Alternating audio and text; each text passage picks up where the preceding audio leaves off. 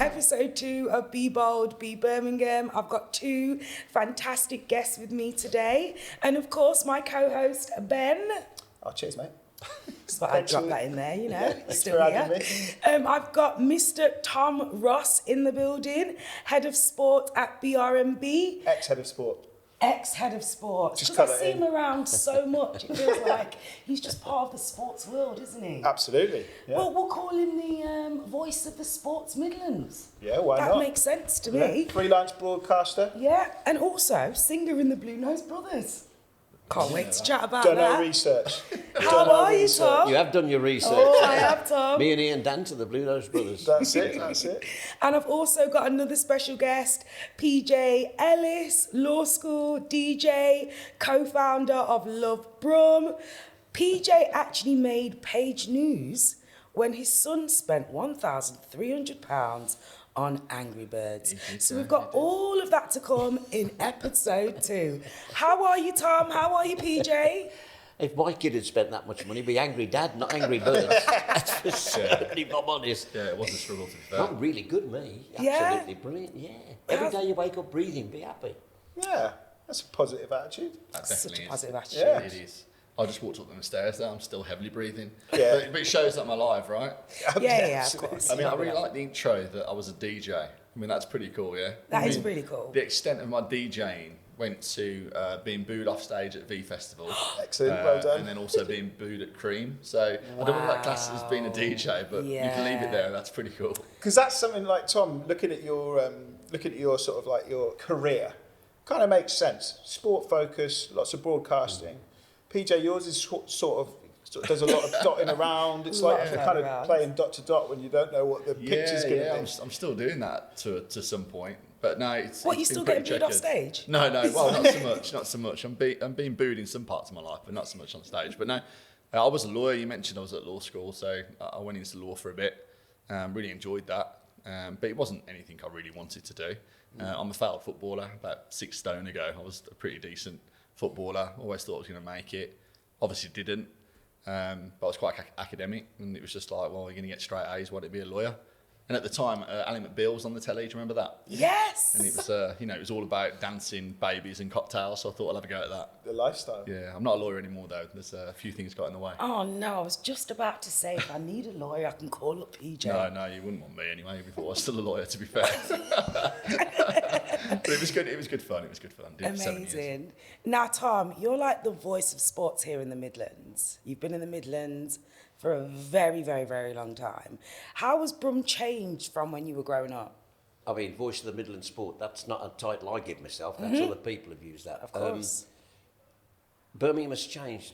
Well, I think over the years it's changed. I saw the changes in the 60s, if you remember, when the architects decided to put people underneath and the cars on top and ruin the city in many ways. And now I think at this stage it's getting better than it's ever been. Right. But this is a warm city. It's a friendly city, but it's also culturally diverse city as well. Yeah. I defy anybody to walk down towards the Jewellery Quarter, towards St Paul Square. It's amazing. I mean, I had a program controller Duncan Campbell came from Australia, and he didn't want to come here because he'd heard all the bad vibes about Birmingham. He didn't want to come.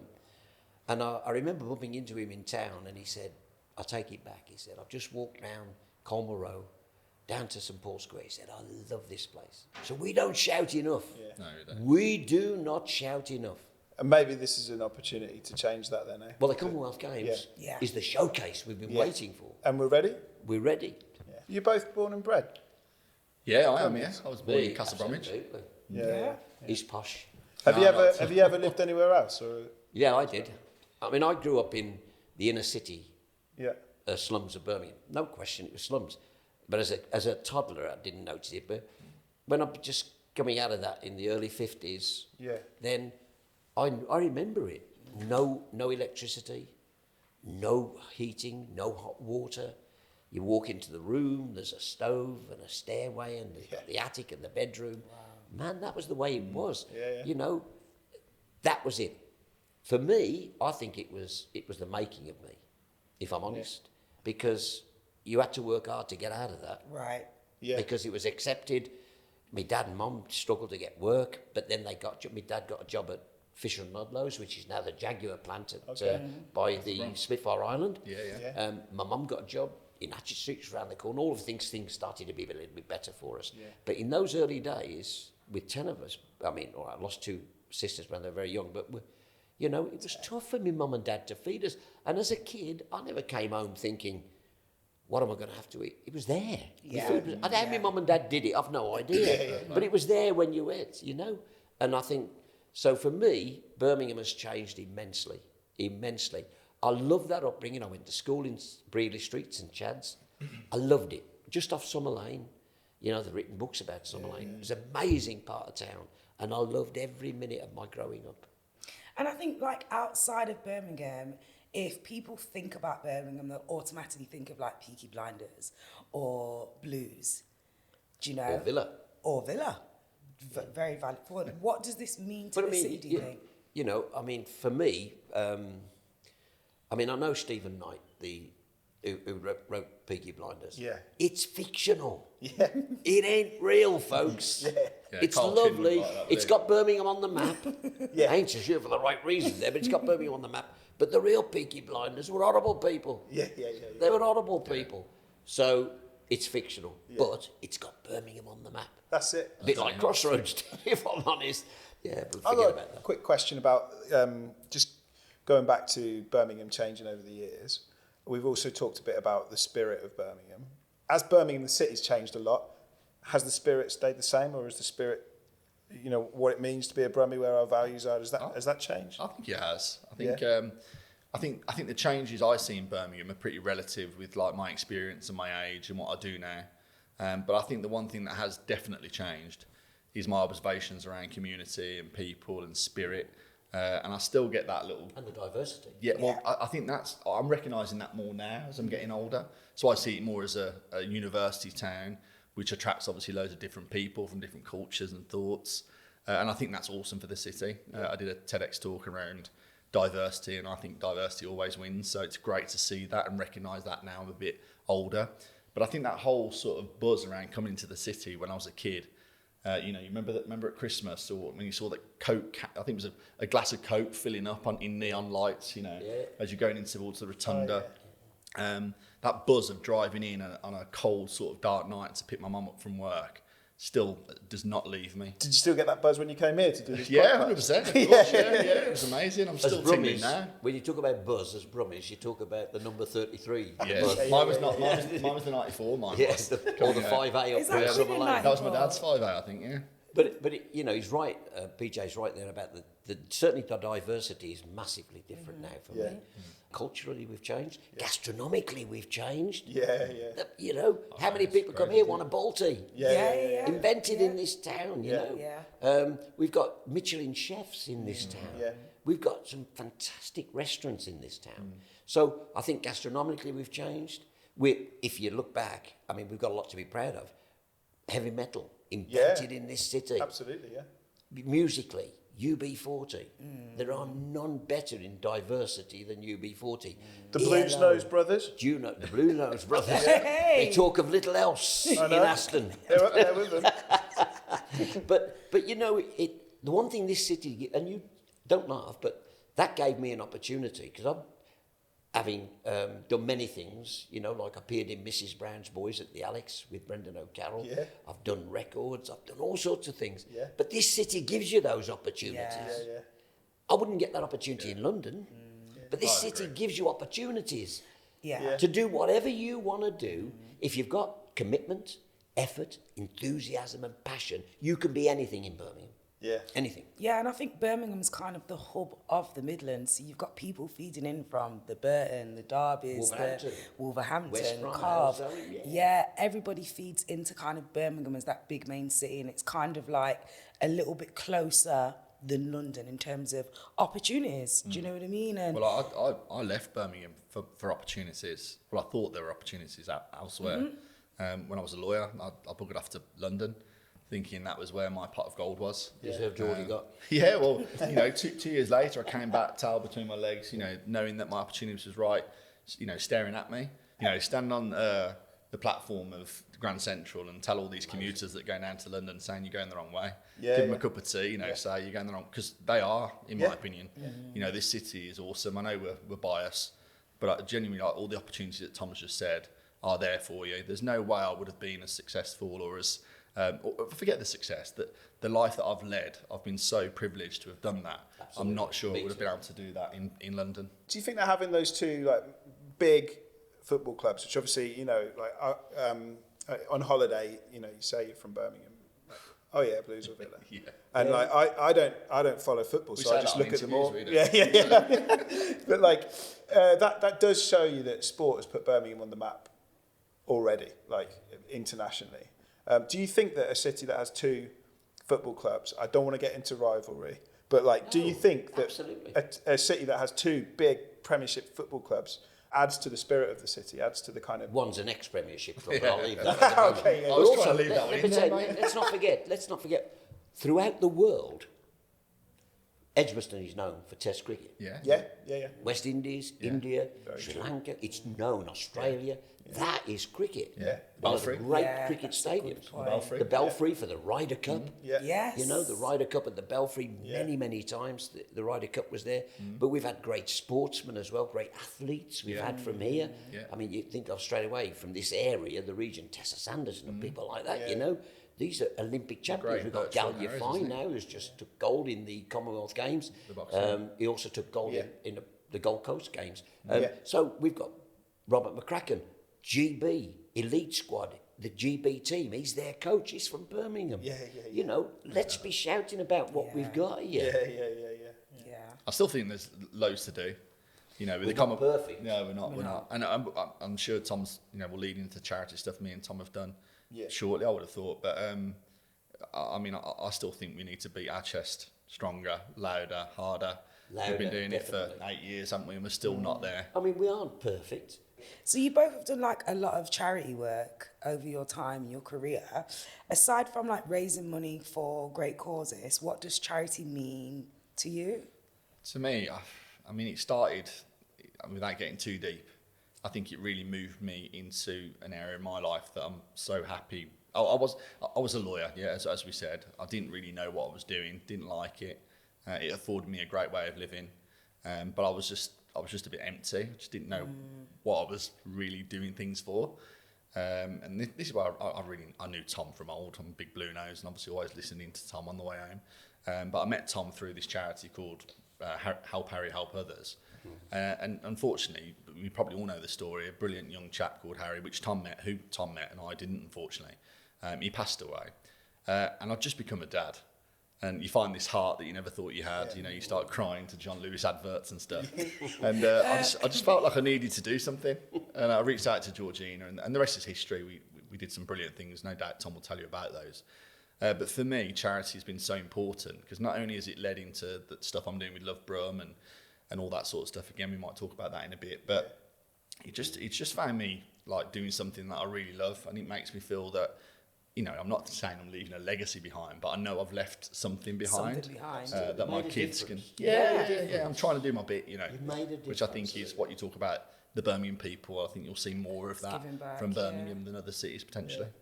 I think when you said, what does it mean to you, charity? You know what it means to me? It means to me that the country lacks a little bit. Because if we need charity, then something's missing. Yeah. Okay. Right? That's quite interesting. But we do need it. And so because there's a hole to fill, Love Brum and Help Harry, Help Others, which PJ and Tim were part of, fulfill that. But meeting Harry Mosley, he came into the studio with Ian Taylor of Aston Villa and Michael Johnson of Birmingham City and his mum Georgina. The kid changed my life. I'm being truthful. He totally changed my life. I was absolutely enthralled with him. He ripped the you-know-what out of me.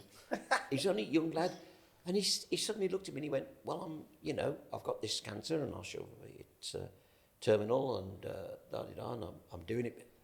And I'm thinking, for goodness sake, this young kid has got to, instead of wanting to go to Disneyland, he wanted to sit on a supermarket step selling bracelets to raise money, in his words, to say, because I don't want other mums to suffer like my mum suffered. And he broke me up, and that was it for me. And I've then became very involved with Georgie. I went to the hospital when he had his operation, and he never recovered from the coma he was in. And I went to see him after he passed away at Selly Oak, and you know, it just changed me. And when the opportunity came to be an ambassador for Help Harry Help Others, I couldn't wait.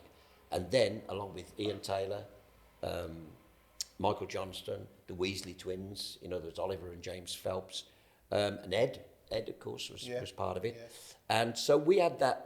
And then I was asked to be on the board of trustees and be chairman of the board of trustees. And it's my life. I love it. I absolutely love it, because we make a difference like Love Brum does. I remember that. I was quite new in Birmingham at the time. I'm an adopted Brummie. And I remember that happening. And I remember it feeling to me like that, like Harry brought the whole city together, which is pretty amazing. I really did, yeah. I mean, and like you, both of you see that as a turning point. Yeah. And before he passed away, he'd raised £750,000 to make a difference. Incredible. We've got a department that looks after people, because when you get cancer, it isn't you necessarily that suffers. Your siblings suffer, your mum and dad suffer. So we have a three-dimensional thing called Help Care. Professor Peters, you know, we helped immensely at the Children's Hospital with money and donations, but it's coping. So we'd take care, you know, with whether it be helping with their claims for benefit, because a lot of times when your kids got cancer, you give up your job or you lose your job. So we help them with their finances. We help them with funeral costs. Yeah. We help them with all sorts of things. We've even got a department that does just counselling, because sometimes people just want to chat. Yeah. We also got for women, we've got wig fitting and oh wow. You know, we've had breast removed, we've got bra fitting. We do those sort of things. We do, you know, we've got a cancer dropping centre now, and that all started with little Harry Mosley. Tell us a little bit about Love Brum. I know you support different organisations. I mean, I do owe it to Harry Mosley. I do, to a point, because as Tom said, I wouldn't have got into charity if I hadn't come across his journey, and I became a fellow member of the trustee board that Tom mentioned, and my sort of responsibility had naturally fell into trying to help raising some money.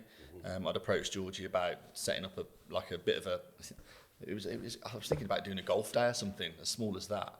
And as somebody just said then, how Harry brought the city together, that escalated into a charity ball, and together we raised, you know, hundreds of thousands of pounds. We did like cycle ride. It just got me so interested in being able to help others. And that moved into Love Brum. I started to realise that, like Harry, there's loads of smaller projects out there that are doing awesome things.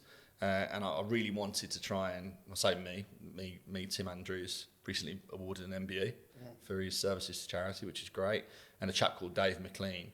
We're all just thinking, how do we do this? How do we profile these brilliant people and projects that are delivering real, tangible change to the city? Because they're happening already. It goes back to that Brum spirit thing. Oh, yeah. These people are doing these things Unbelievable, already. yeah. And without wanting that sort of accolade of, you know, taking a photograph in front of them, giving somebody a sandwich or something, it was just, you know, Eric going out every night with his flask and, you know, feeding the homeless. So it was born out of a bit of an experience of mine in New York about the Humans of New York photography exhibition. Yeah, it's all about looking at the people behind the projects and stuff. But yeah, so Love Brum, 6-7 years later, with the support of the whole of the city, which is just so empowering. Our main objective is to unearth these hidden gem projects in Birmingham that are delivering real cool things to the city, and profile them, fund them, connect them to other businesses. Right. At the same time as building this community for a better Birmingham, whatever that is, whether it connects different people, different businesses.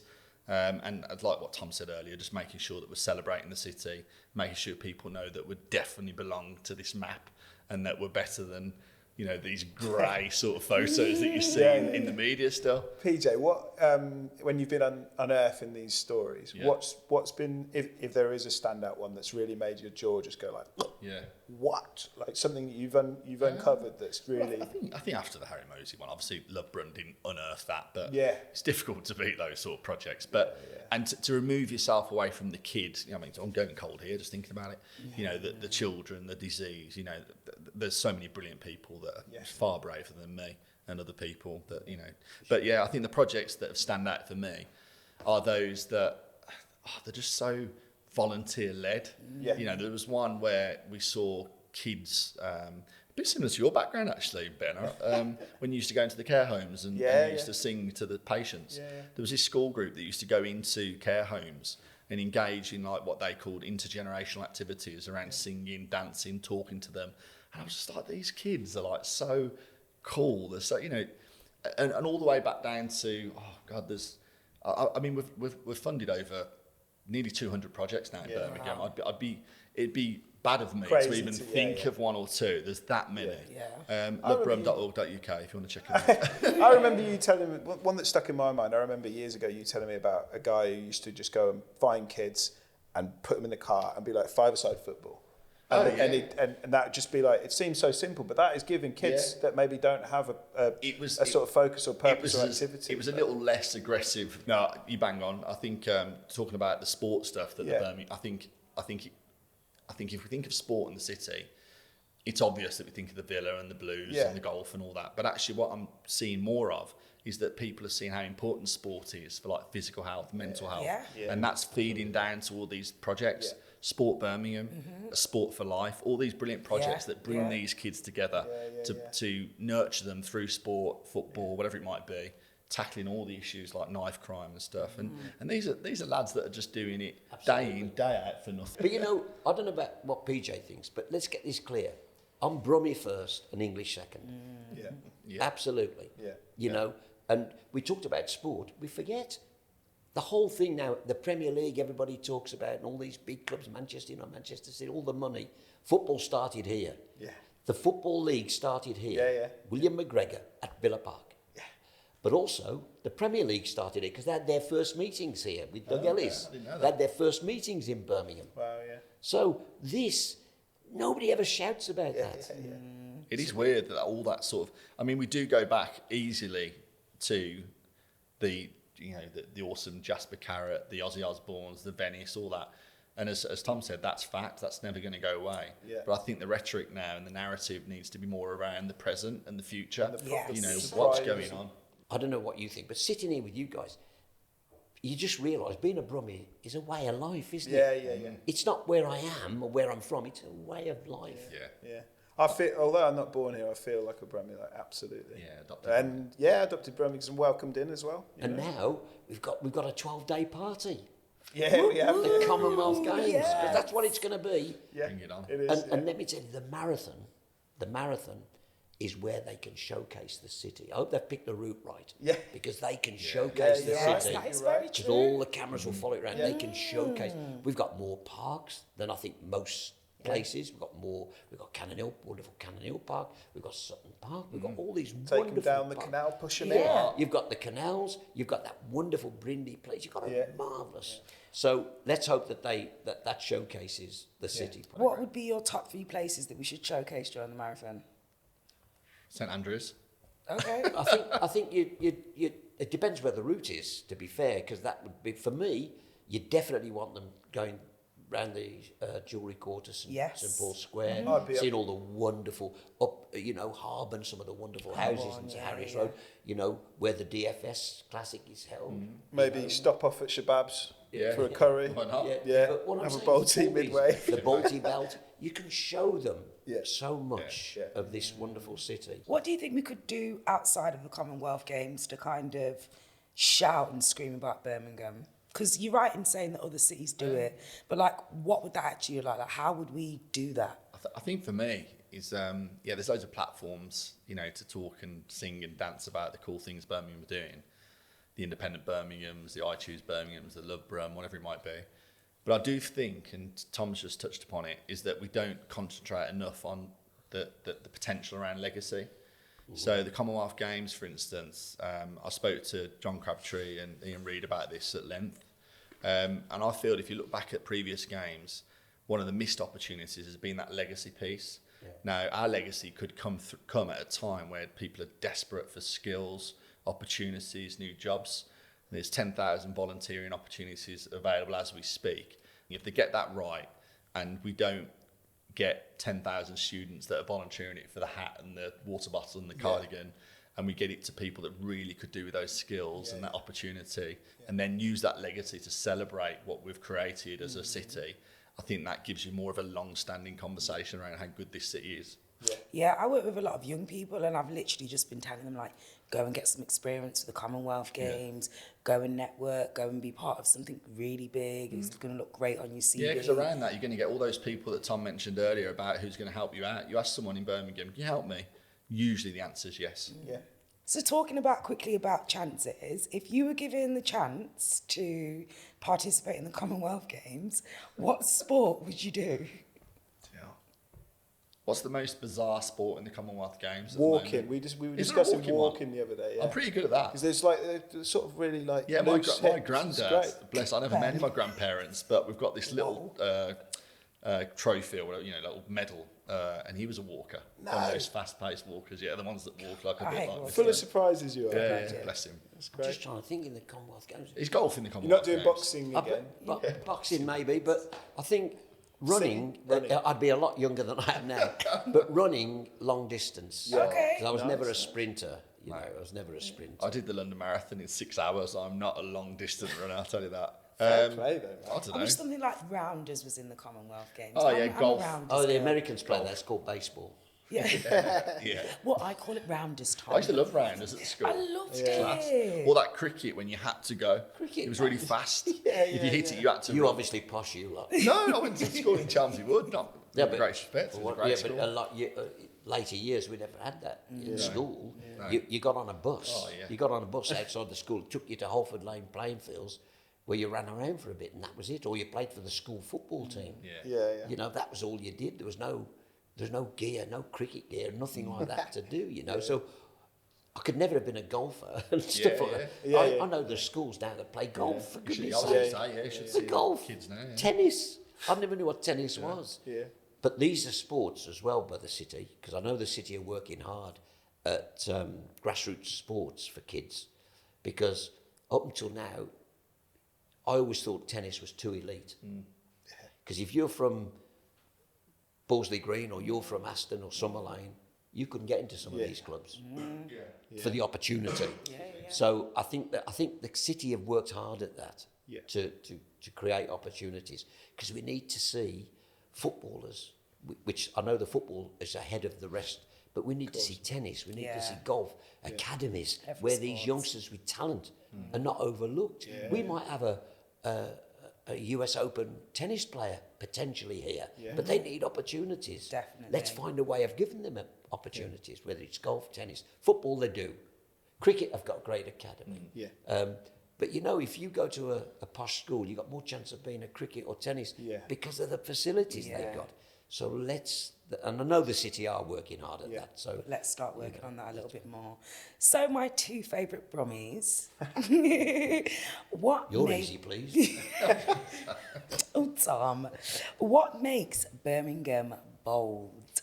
What makes us shine out from the rest? Warmth, friendly, passionate, caring.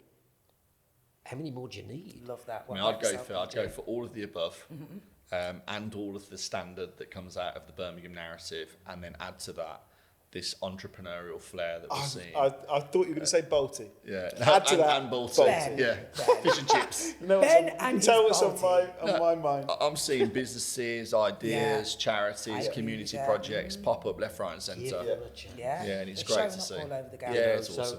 All those things, that we're talking about, this is, and what would make us even bolder Oh, Tom. Go on then.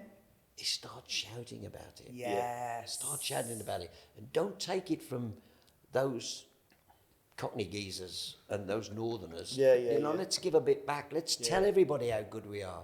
Now's the time. Now is the time. Indeed. Now is the time, because we've got a 12-day party coming, folks. The Commonwealth Games. Can't wait. So exciting. Thank you so much for joining me, Tom and PJ. It's a pleasure. Where do I invoice? It's That was it, direct. it's No, it's been been lovely. such I've a enjoyed pleasure. it. No, I've really Thank enjoyed you. talking to you Cheers. guys and Enjoyed it taking immensely. us on that journey. It's been amazing. You can check out all things Be Bold, Be Birmingham on the Birmingham City Council feeds. Please subscribe and share with all of your mates, your gran, your mum, your dad, and make sure have a blessed day and make sure you be bold and be Birmingham. Yeah. Amen to that.